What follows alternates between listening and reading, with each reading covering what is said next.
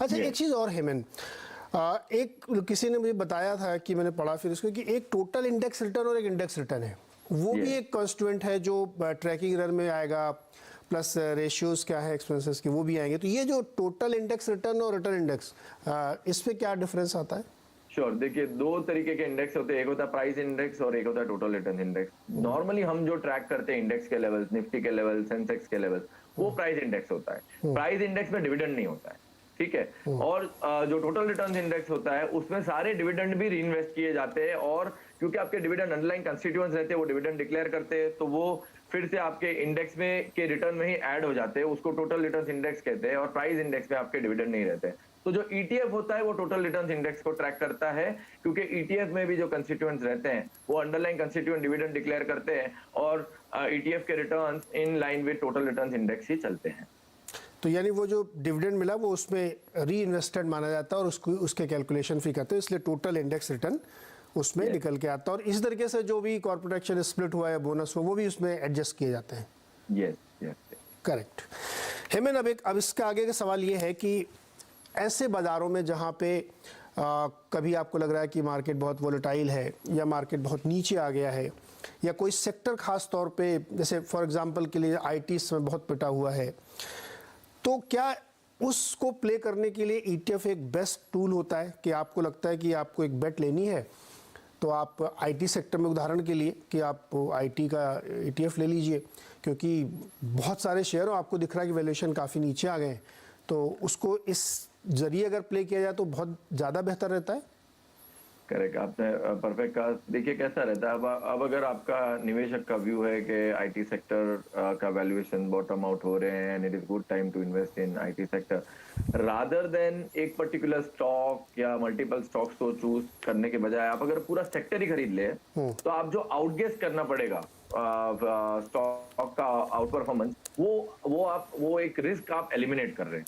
आप complete sector bye करेंगे via ETF, तो आउटगेसिंग कंप्लीटली एलिमिनेट हो जाएगा, नॉन सिस्टमिक रिस्क कम हो जाएगी, और जो भी उस सेक्टर का परफॉर्मेंस रहेगा फ्यूचर में, आपका ईटीएफ उसी के आसपास का इन्वेस्टर को रिटर्न मिलेगा। तो क्या होता है, अगर आपको कोई भी सेक्टर भी प्ले करना है, फिर वो आईटी हो, बैंकिंग हो, फार्मा हो, ऑटो हो, अब ईटीएफ के इतने बड़े प्रोडक्ट बुकेज हो चुके हैं कि इन्वेस्टर एक कंप्लीट पैसिव ओनली पोर्टफोलियो भी कंस्ट्रक्ट कर सकता है, जिसमें वो कंप्लीट सेक्टर पे कॉल ले सकता है, rather than outguessing which stock is going to outperform in future. तो अच्छा, इसमें आपका तो तजुर्बा बहुत लंबा है, 15 साल का है, तो इसमें ज़्यादा बेटर वो रहता है ना कि आप ईटीएफ के जरिए जाइए, पूरे सेक्टर पे ले, रादर कि आप स्टॉक गेस करते रह जाइए, पता लगा कि जिसको आपने गेस किया था वो तो चला ही नहीं, बाकी सब चल गए। राइट, वो जरूर होता है। मतलब आउटगेसिंग के लिए तो हम बोलते हो क्रिस्टल बॉल चाहिए आउटगेस करने के लिए, जो किसी के पास होता नहीं है, ठीक है। तो बेटर होता है कि आप मार्केट के कलेक्टिव विजडम पे जाएं। मार्केट का कलेक्टिव विजडम वही होता है जो रेट उस पर्टिकुलर स्टॉक को मार्केट असाइन करता है, वही उसका सही रेट है, और ईटीएफ में आपको मार्केट के रिटर्न मिलते हैं, मार्केट से अलाइन रहते हैं आप। करेक्ट। मैंने एक प्रोडक्ट है, टारगेट मैच्योरिटी कैटेगरी में भी आते हैं बहुत सारे, और आपके यहाँ भी है, मुझे इसके बारे में थोड़ा बताइए, ये क्या होता है? ठीक है, टारगेट मैच्योरिटी फंड्स लास्ट 2 साल में काफी पॉपुलर हो चुके हैं, और ये एक फिक्स्ड इनकम पैसिव कैटेगरी है।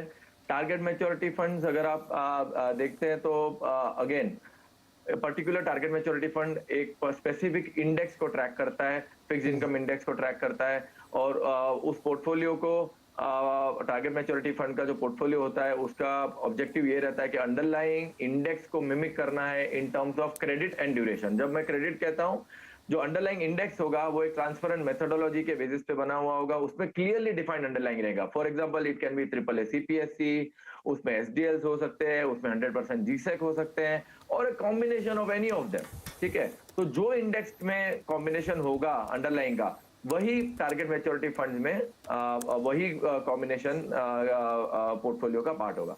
सेकेंडली, टारगेट मैच्योरिटी फंड में एक डिफाइंड मैच्योरिटी होती है, ठीक है। तो जो इंडेक्स की मैच्योरिटी रहती है वही पोर्टफोलियो की टारगेट मैच्योरिटी फंड की मैच्योरिटी रहेगी।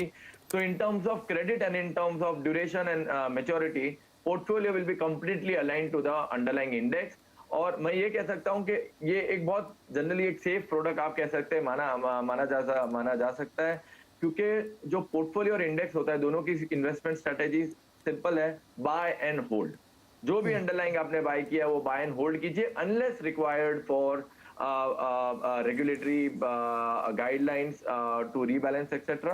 Objective is to buy and hold the underlying. इसके लिए इसमें विजिबिलिटी ऑफ रिटर्न्स भी काफी अच्छा रहता है क्योंकि डिफाइंड मैच्योरिटी है, एक बॉन्ड की तरह इसका पे ऑफ होता है। अगर आपने आज एंटर किया और मैच्योरिटी तक होल्ड किया बेसिकली, तो आपको विजिबिलिटी ऑफ रिटर्न्स काफी रहती है इसमें जब आप एंट्री लेते हैं तब से। एंड आप ये कह सकते हैं कि एक ओपन एंडेड एफएमपी की तरह है जिसमें मैच्योरिटी का क्लियरली डिफाइंड है, but at the same time investor can enter any time and exit any time depending on their call. But generally हम इन्वेस्टर को यही सजेस्ट करते हैं कि अगर आप टारगेट मैच्योरिटी फंड्स में निवेश करते हैं तो आप उसकी मैच्योरिटी तक होल्ड कीजिए, और ताकि जो इंटरिम वॉलेटिलिटी रहेगी, जो मार्क टू मार्केट वॉलेटिलिटी रहेगी, वो आप उसको कंप्लीटली अवॉइड कर सकते हैं। हेमंत, क्या इसमें ज्यादा डेट इंस्ट्रूमेंट वाले प्रोडक्ट होते हैं क्या, जिसके अंडरलाइंग ज्यादातर डेट में हो? यस, इट इज जैसे मैंने आपको कहा ये पैसिव फिक्स्ड इनकम प्रोडक्ट है एंड डेट प्रोडक्ट है, तो अंडरलाइंग आपकी डेट सिक्योरिटीज ही रहेंगी इसमें, अंडरलाइन डेट सिक्योरिटीज होगी और उसके थ्रू करेंगे। एक चीज़ और मेरे मन में आ रही थी कि जो ETFs हैं, क्या ये लिक्विडिटी में कुछ इश्यूज होते हैं क्या, कि मतलब जितने तरीके के ETF मार्केट में अवेलेबल है उसमें कुछ हो सकता है कि बहुत हाईली लिक्विड है जहाँ पे बहुत ज़्यादा लोगों का इंटरेस्ट हो सकता है, निफ्टी 50 20 है मान लीजिए, या कुछ सेक्टोरल हो सकते हैं, लेकिन बहुत सारे में हो सकता है लिक्विडिटी हो, ऐसा कुछ ट्रेंड होता है क्या? देखिए ये काफी ट्रिकी क्वेश्चन है, मैं कहूंगा। देखिए जनरली ETF की लिक्विडिटी डिपेंड करती है अंडरलाइंग की लिक्विडिटी पे, तो एज लॉन्ग एज जो अंडरलाइंग लिक्विड अगर है तो ETF लिक्विड होना चाहिए। ये एक चीज हो गई।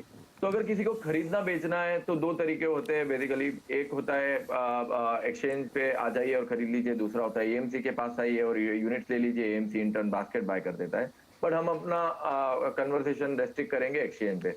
अब किसी इन्वेस्टर को अगर एक्सचेंज पे बाय करना है, ठीक है, तो एक होता है कि क्योंकि अंडरलाइंग लिक्विड है तो ETF के यूनिट्स लिक्विड रहेंगे, तो वो एक रीजन है ETF का लिक्विड होने का। दूसरा रीजन ये हो जाए कि कई सारे ETFs में नेचुरल इन्वेस्टर्स भी होते हैं, ठीक है। जैसे आपने कहा पॉपुलर ETFs होते हैं तो इन्वेस्टर्स नेचुरली उसमें बाय सेल करते हैं। तो इन्वेस्टर जब नेचुरली बाय सेल करते हैं तो ETF का price alignment in terms of intraday NAV etcetera बहुत क्लोज होता है उसके रियल टाइम NAV के आसपास।